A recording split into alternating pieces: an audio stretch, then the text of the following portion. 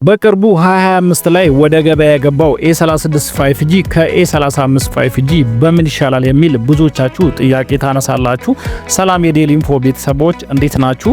በዛሬው ቪዲዮአችን የምንመለከተው በቅርቡ 2025 ላይ ወደ ገበያ የገባው A36 5G ከA35 5G በምን ይሻላል የሚለውን ጉዳይ እንመለከታለን። እንደዚሁም ከዋጋ አንጻርስ የትኛው የተሻለ ነው የሚለውንም እነግራችኋለሁ።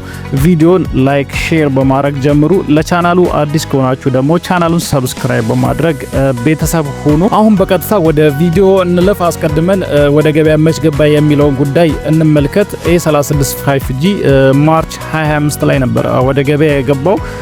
አሁን ደግሞ ቦዲው እንደዚሁም ዲዛይኑ ምን ይመስላል የሚለውን ጉዳይ እንመልከት። ቲክነሱን አስቀድመን እንመልከተው።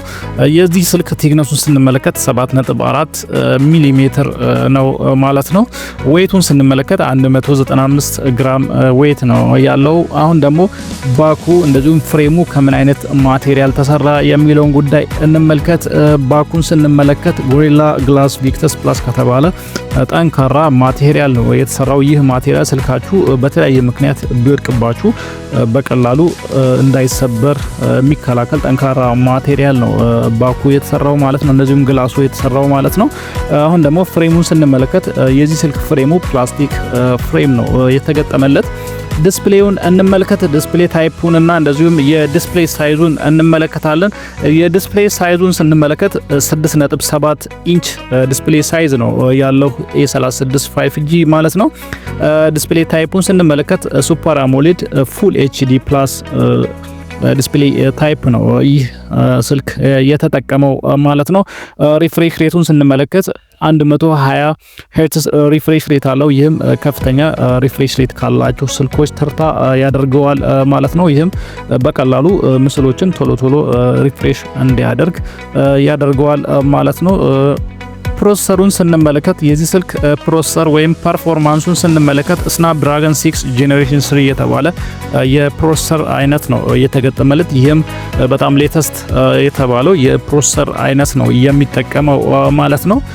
አሁን ደግሞ ሚሞሪውን እንደዚሁም ስቶሬጁ በምን አይነት አማራጭ ይገኛል የሚለውን ጉዳይ እንመልከት። ራሙን ስንመለከት በ4 በ6 በ8 እንደዚሁም በ12 አማራጭ እንደየሪጅኑ ልታገኙት ትችላላችሁ ማለት ነው። ለተለያየ ሪጅን የተለያየ ኦፕሽን ነው የሚያስቀምጡት ማለት ነው። ስቶሬጅ ኦፕሽኑን ስንመለከት በ128 እንደዚሁም በ256 ጂቢ ማግኘት ትችላላችሁ ማለት ነው። ምንም አይነት ኤክስፓንድ ማድረጊያ አማራጮች አልተካተቱለትም ወይም ሚሞሪ ካርድን ሰፖርት አያደርግም ማለት ነው። ካሜራውን ስንመለከት የዚህ ስልክ ካሜራው ሬር ካሜራውን አስቀድመን እንመልከት። 50 ሜጋ ፒክሰል ካሜራ ነው የተገጠመለት። እንደዚሁም ትሪፕል ካሜራዎች ናቸው ያሉት። ሜኑ ነው 50 ሜጋ ፒክሰል፣ እንደዚሁም 8 ሜጋ ፒክሰል አልትራ ዋይድ፣ እንደዚሁም 5 ሜጋ ፒክሰል ማክሮ መቅረጽ ይችላል ማለት ነው። ፍሮንት ካሜራውን ስንመለከት 12 ሜጋ ፒክሰል ካሜራ ነው የተገጠመለት። ሬር ካሜራው እስከ 4K ድረስ ቪዲዮ ሪከርድ ማድረግ ይችላል ማለት ነው። ይህም ከፍተኛ የካሜራ ጥራት ያላቸውን ምስሎችና እንደዚሁም ቪዲዮዎችን መቅረጽ እንድትችሉ ያስችላችኋል ማለት ነው። አሁን ደግሞ ሶፍትዌሮችን እንመልከት። የዚህ ስልክ ሶፍትዌሩ አንድሮይድ 15 ነው። ፕላስ ደግሞ ዋን UI 7 ሰፖርት ያደርጋል ማለት ነው።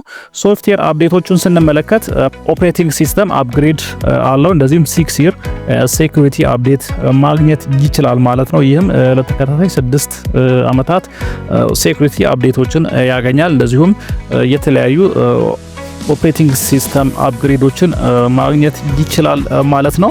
ባትሪ ካፓሲቲውን ስንመለከት እንደ አብዛኛው ኤ ሲሪስ ስልኮች 5000 mAh ባትሪ ካፓሲቲ ነው ይዞ የመጣው። ከኤ36 ሌላው ለየት የሚያደርገው 46 ዋት ሱፐር ፋስት ቻርጅን ሰፖርት ያደርጋል። ከዚህ ቻርጅ አማራጭ ጋር ነው ወደ ገበያ የገባው ማለት ነው። አሁን ደግሞ ኔትወርኩና እንደዚሁም ኮኔክቲቪቲውን ስንመለከት 5G ኔትወርክን ሰፖርት ያደርጋል። ፊንገር ፕሪንቱን ስንመለከት እንደ አብዛኛዎቹ በቅርብ ጊዜ ወደ ገበያ እየገቡ እንዳሉት ስልኮች ኢን ዲስፕሌይ ፊንገር ፕሪንት ነው ያለው፣ ወይም ፊንገር ፕሪንቱን የምታገኙት ዲስፕሌው ላይ ነው ማለት ነው። ከሞላ ጎደል የዚህ ስልክ አጠቃላይ ነገሩ ይህንን ይመስላል። አሁን ደግሞ እነዚህ ሁለት ስልኮች ምን የተለየ ነገር አላቸው፣ የትኛው የተሻለ ነው፣ እንደዚሁም ትክክለኛ ዋጋቸው እስከ ስንት ነው የሚለውን ጉዳይ እንመለከታለን። ከፐርፎርማንሳቸው ወይም ከፕሮሰሰራቸው እንጀምር። A36 5G ስናፕድራገን 6 ጄኔሬሽን 3 የተባለ አዲስ የፕሮሰሰር አይነት ነው ይዞ የመጣው። ነገር ግን A35ቱን ስንመለከት ኤክስነስ የተባለውን የፕሮሰሰር አይነት ነበር የሚጠቀመው። በዚህም የተሻለ የሚባለው A36 5G ነው ማለት ነው። ምክንያቱም በቅርቡ ወደ ገበያ የገባ አዲስ ስናፕድራገን 6 ጄኔሬሽን 3 ነው የሚጠቀመው። ሌላው ልዩነታቸው ቻርጅ ላይ ነው። ቻርጅ A36 5G 46 ዋት ቻርጂንግ ሰፖርት ሲያደርግ A35 25 ዋት ቻርጂንግ ነበር ሰፖርት የሚያደርገው። ሌላው ሶፍትዌር አፕዴት ላይም ዲፈረንስ አላቸው፣ ኦፕሬቲንግ ሶፍትዌሮች ላይ ማለት ነው። A36 5G 6 ኦፕሬቲንግ ሶፍትዌሮችን አፕዴት ያገኛል። እንደዚሁም A35ቱ ደግሞ 4 ኦፕሬቲንግ ሶፍትዌር አፕዴት ነው የሚያገኘው። ሌላው ልዩነታቸው ስቶሬጅ ኤክስፓንዳቢሊቲ ላይ ነው። A35 ማይክሮ ኤስዲን ሰፖርት ያደርግ ነበር። ነገር ግን A36 ምንም አይነት ማይክሮ ኤስዲ ሰፖርት አያደርግም። ስለዚህ ኤክስፓንድ ማድረግ አትችሉም ማለት ነው ስቶሬጁን። በዚህም A35 የተሻለ ነው ማለት ነው። እንደዚሁም አጠቃላይ ዲዛይኑን ደግሞ ስንመለከት A36 የተሻለ ነው ከክብደት አንፃር። እንደዚሁም በጣም ስሊም የሚባል ዲዛይን ነው ይዞ የመጣው። ካሜራቸውን ስንመለከት ባክ ካሜራቸው ተመሳሳይ ሲሆን ሰልፊ ካሜራቸው ግን A35 5G 13 ሜጋ ፒክሰል ነበር። ነገር ግን A36 5G 12 ሜጋ ፒክሰል ሰልፊ ካሜራ ነው ይዞ የመጣው።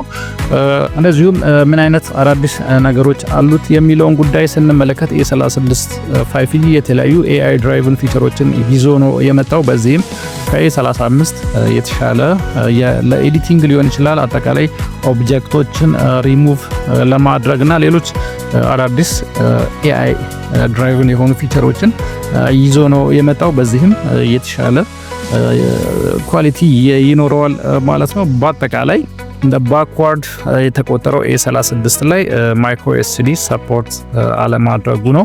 ከዛ ውጭ ኦልሞስት ከA35 በብዙ ነገር የተሻለ ነው ማለት ነው። እንደ አጠቃላይ A36ን ብትገዙ የተሻለ ይሆናል ማለት ነው።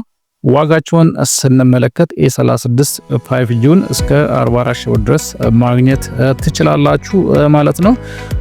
የዛሬው ቪዲዮአችን ይህንን ይመስል ነበር። በቀጣይ በሌላ ጠቃሚና አስተማሪ ቪዲዮ መለሳለሁ። እስከዛው መልካም ጊዜ ይሁንላችሁ።